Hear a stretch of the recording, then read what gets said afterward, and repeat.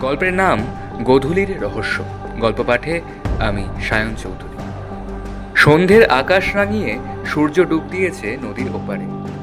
তৃষা প্রতিদিন এই সময় ব্যালকনিতে এসে দাঁড়ায়। বাতাসে এক অদ্ভুত মিষ্টি গন্ধ ভাসে। কিন্তু আজ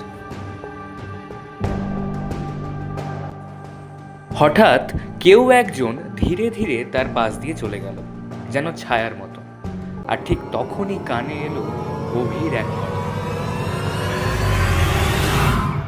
তোমার অপেক্ষা শেষ তৃষা। তৃষা চমকে তাকালো, কিন্তু আশেপাশে কোথাও কেউ নেই।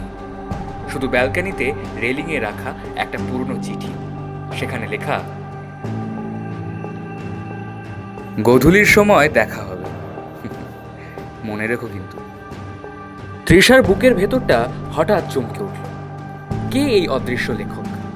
কেন সে প্রতিদিন গোধূলির সময় এই অনুভূতি পায়? রহস্যের সমাধান করতে স্টোরি নাইটে থাকুন। এটাই ছিল আজকের গল্প। আরও শুনতে থাকুন স্টোরি অ্যাট নাইট, গল্পের জগতে হারিয়ে যাওয়ার জন্য। ভয়েসে সঙ্গে ছিলাম আমি সায়ন চৌধুরী এবং গল্প লেখায় গুনগুন। আবারও দেখা হবে নতুন গল্পে। ততক্ষণ সঙ্গে থাকুন। শুভরাত্রি।